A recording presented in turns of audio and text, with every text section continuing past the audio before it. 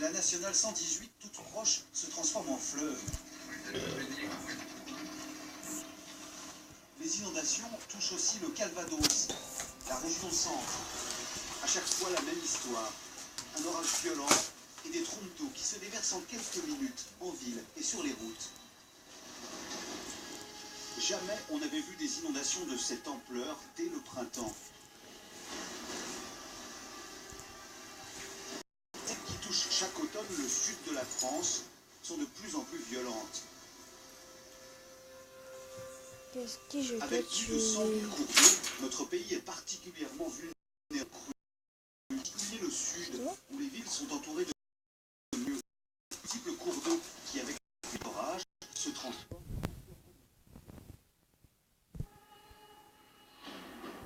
Avec le dérèglement climatique, la Méditerranée se réchauffe. L'eau s'évapore en plus grande quantité et alimente des pluies d'orage de plus en plus intenses. C'est ce qui s'est passé dans la nuit du dimanche 14 octobre dans l'Aude. L'équivalent de 3 mois de pluie tombe en quelques heures dans la région de Carcassonne. L'Aude et ses affluents grimpent de près de 8 mètres. Alexandre, téléphone. Il faut évacuer 1 millier d'habitants. Alexandre. Alexandre, Le bilan est téléphone. très lourd. Une quinzaine de victimes, plus de 70 communes dévastées. Des drames qui se sont multipliés ces dernières années, notamment à cause de l'urbanisation. Reste là. Ce 3 octobre 2015,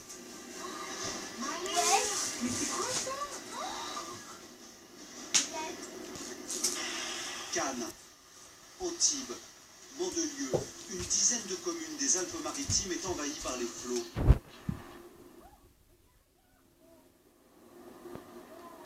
Bilan, 20 morts. Un an plus tôt, le tragique automne 2014. 10 inondations dévastent l'Hérault, le Gard, l'Ardèche et le Var. 17 personnes y perdent la vie. Pour parer à ces catastrophes, on a trouvé de nouveaux dispositifs de protection. Certaines villes déploient aujourd'hui des moyens colossaux. La première à avoir réagi, c'est Nîmes. Le bar L'Importation a subi de plein fouet la crue historique de 1988. Alors regardez, Glantine, quand on parle des inondations à Nîmes, en 1988, le 3 octobre, l'eau est arrivée jusqu'à la hauteur de ce marqueur. Jusque-là, Tignon? Voilà. Là, ça veut dire que la place entière, ici, tout est sous l'eau. Ben voilà, tout est sous l'eau. En fait, vous voyez, derrière nous, là, le bar est inondé. Et d'ailleurs, à l'intérieur du bar, il y a une photo historique de 1988 qui le montre. Jean-Luc Nuel, ingénieur hydrologue de la ville de Nîmes, nous emmène dans ce lieu emblématique. Prends de temps. Voilà une des photos les plus impressionnantes sur ce quartier. C'est très haut, hein. Voilà, donc ça fait partie de quelque part de notre patrimoine. Bonjour, monsieur. Bonjour. Vous étiez déjà propriétaire ici en 88? C'est vous qu'on voit sur la photo? Non, c'est mon épouse. C'est impressionnant. Vous avez peur? Oui, tout à fait. On ne voyait pas, c'était un torrent. Votre femme vous a appelé? Et oui, elle m'a dit viens vite parce que le bar s'inonde. Alors j'ai dit mais tu charries, c'est ce que je veux dire. Et j'avais refait 2 mois avant. Vous veniez de refaire des travaux? Et le mois d'octobre 88, quand arrivé cette catastrophe, et il m'a fallu refaire la même chose. Ici, vous n'avez eu que des dégâts matériels. Oui, c'est déjà tout matériel. Il est resté que cette petite étagère qui est organique qui est restée. C'est l'unique vestige de ce qu'était le bar avant. Ah, ça, c'est original. Je connais pas la réfugiée. Comment protéger Nîmes contre les inondations? Longtemps, Si vous la Jean-Luc connaissez, Nuel a dis-moi pensé dans que les c'était une commentaires. mission impossible. Comment parle pas lutter beaucoup parce quand que les c'est éléments fort. sont en furie? Comme ce 3 octobre 1988. Un orage d'une ampleur exceptionnelle. En 8 heures, il tombe l'équivalent de 7 mois de pluie. L'eau emporte tout. 45 000 sinistrés, 11 personnes perdent la vie. Comment dire? C'est un peu de la merde.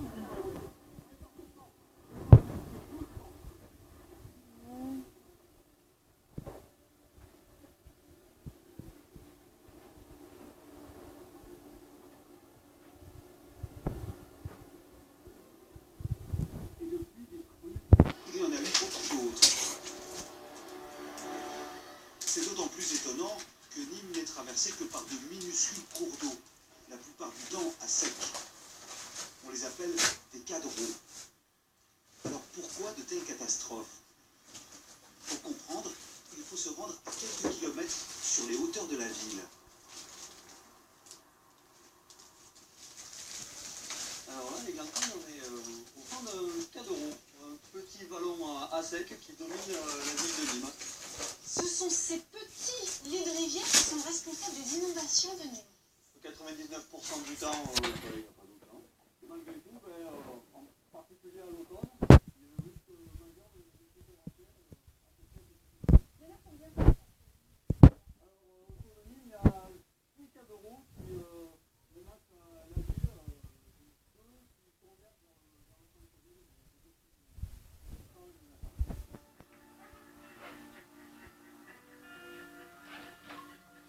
Les 6 cadrons qui menacent Nîmes prennent tous naissance dans la garrigue profonde.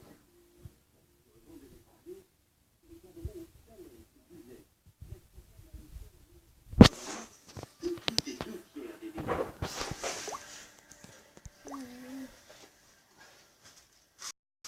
On est en fait sur un plateau calcaire qui va se remplir d'eau lors du début de la pluie. Et puis une fois qu'il est saturé, tout le reste ruisselle et vient directement inonder la ville. On a des temps de réaction de quart d'heure, demi-heure. En un quart d'heure, ça se remplit et ça inonde la ville. Voilà, donc Oh, cette activité-là qui est tu vas où? problématique, sachant que Papa, tu vas où? hein Tu vas où? 3 km de la ville. Ah, ok, c'est bon. Tu restes là? Ouais. Tu sais que je rigole. En un quart d'heure, pas le temps de parvenir l'eau. Oui, je sais. Aussitôt tombé, aussitôt dans la ville.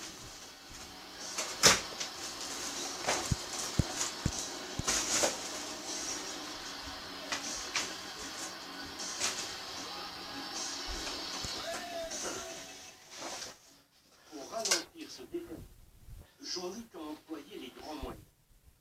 Construire ces immenses bassins. Alors, c'est ça, Jean-Luc, ça, ce sont les fameux bassins de rétention.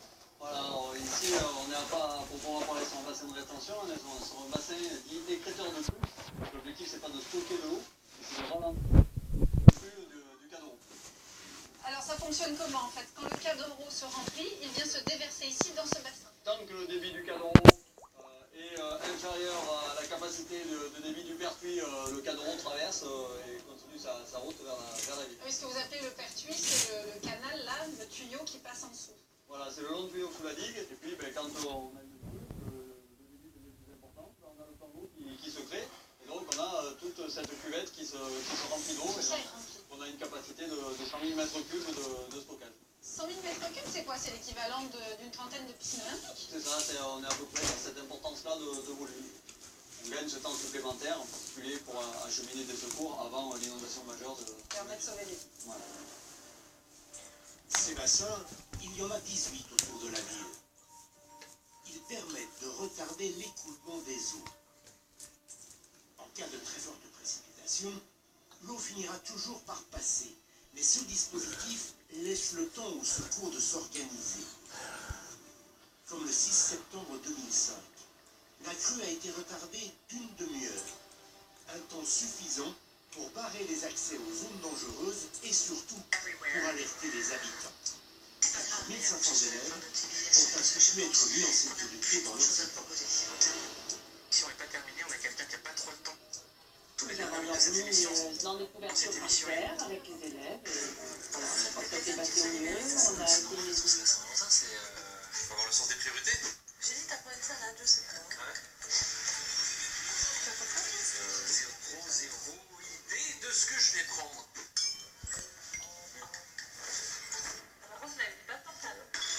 C'est ma mère. Ma mère, au courant de l'état de la cheville de Kylian, le fils de sa voisine. Un petit qui court très vite et que j'aime beaucoup personnellement.